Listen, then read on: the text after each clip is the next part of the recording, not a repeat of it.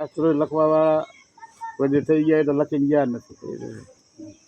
તમે અમે જતા રહ્યા પછી તમે તમારા અનુભવથી અમારો લખો છો શાસ્ત્ર. એવી રીતે આ છે બધું. એટલે એનો શ્રેષ્ઠ વિચાર તો શું છે? મેન વાત કે સંત સાધુએ ભગવાન શિવ કહો કે વિષ્ણુ કહો કે આ બધી અહીંયાની મર્યાદા પાડી. સંત સાધુને પોતે ભગવાન માને છતાં આટલી બધી એને ભાઈ પણ સંતોના એ દાસ હતા. સંત મારે તો માર સહન કરતા. વિષ્ણુ ભગવાન ધ્યાનમાં હતા અને ભૃંગુ ઋષિ આવ્યા તો બધું ધ્યાનમાં હતા. ખ્યાલ રહ્યો નહીં, આવી ગયા. આવતા ને આવતા સાથીમાં લાત મારી. તો હું આવું છું કઈ ઉભો થઈને બંદગી ભરતા નથી.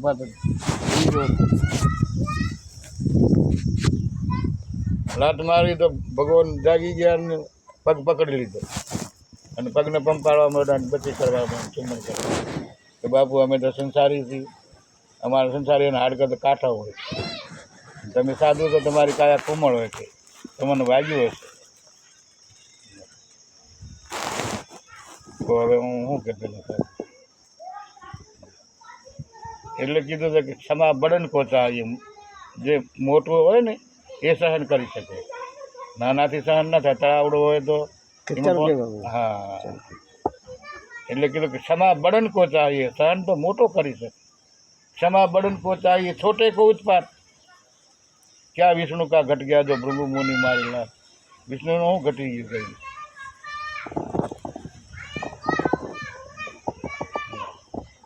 ઉપરથી એ લાચાર છે. એટલે આવી બધી મર્યાદાઓ મૂળ સંતનો મેમાં છે. ત્રેતા યુગની સંધિમાં કે ભગવાન શિવ અને માતા પાર્વતી કુંભજ ઋષિના આશ્રમમાં રામાયણની કથાઓ ભળવા જતો. હવે રામાયણની કથાઓ ભળવા ગયો તો કુંભજ ઋષિ જાણતા હતા કે આ શિવ છે અને ઉમા છે. એટલે એના આસન બનાવ્યા સારા અને આવતા ઉપમા દીધી. જગતજનની ભવાનીની ઉપમા આપી હતી અને આસન કરીને બેસાડીને પછી એને વિધિસર પૂજન કરીને પછી કથા ચાલુ કરી. હવે ભગવાન શિવ જાણતા હતા કે આ અમને ઓળખી ગયા, પણ ઉમાને ખબર નથી કે આ મને ઓળખીને અમારી પૂજા કરે છે.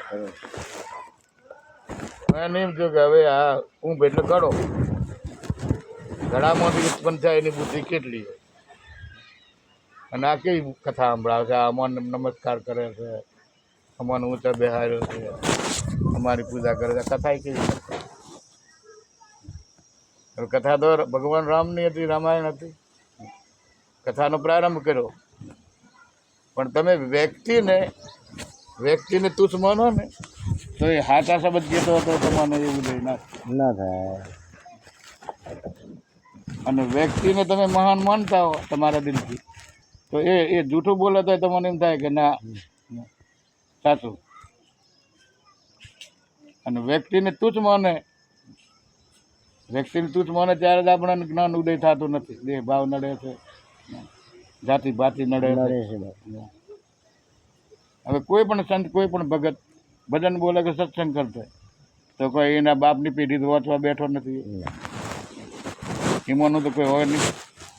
એ જે કોઈ બોલતો હોય તો સંતો મહાપુરુષોની જે વાણી છે એ વાણીના શબ્દો સત્સંગ છે તો એનો અર્થ હોય. બનાવે છે.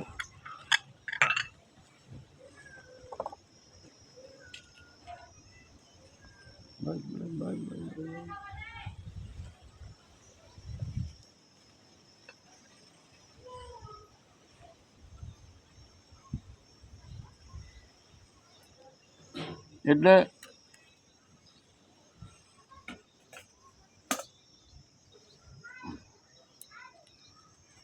કથા પૂરી થઈ પણ પાર્વતી ઉમાએ કોઈ સાંભળી નહીં. કારણ કે પેલી વ્યક્તિને તુચ્છમાં ને એટલે બધા કથામાં ધ્યાન જ ના ગયું. ભગવાન શિવે એક ધ્યાન થયા પડી છાતી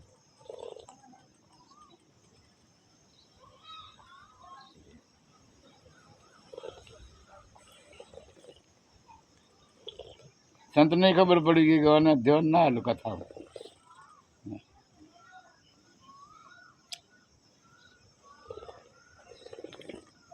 એટલે જાતા પછી શાસ્ત્રમાં લખી એને ઉપમા ના આપી. લો ના બસ હોય આ પડી શું કામ આવે એટલે તમારે હાથે બધા લઈ લો સાહેબને હાલે.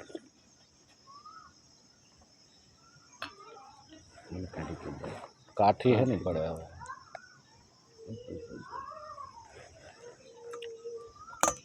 ચા ને ચલમ એ તો આપણું જીવન. જીવન. જય શ્રી રામ.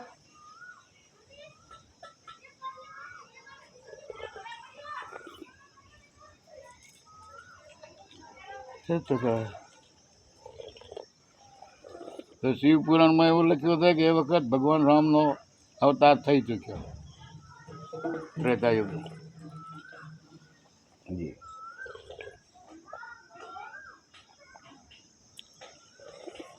ભગવાન શિવ પાર્વતી કથાઓ પણ હેડે એટલે આગળ જતો દંડકાવન કહે છે કિયોવન કહે છે એમાં નીકળે છે. તો ભગવાન રામ ને લક્ષ્મણ સીતાને રાવણ લઈ ગયો છે અને એના વિયોગમાં જાડકે મતલબ બને મારી સીતા થોડી થોડી લઈ લો ને હોય તો. ના બસ એ અશ્વિન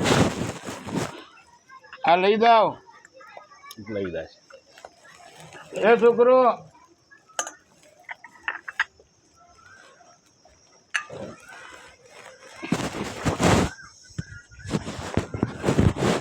એટલે ભગવાન શિવ કહે છે કે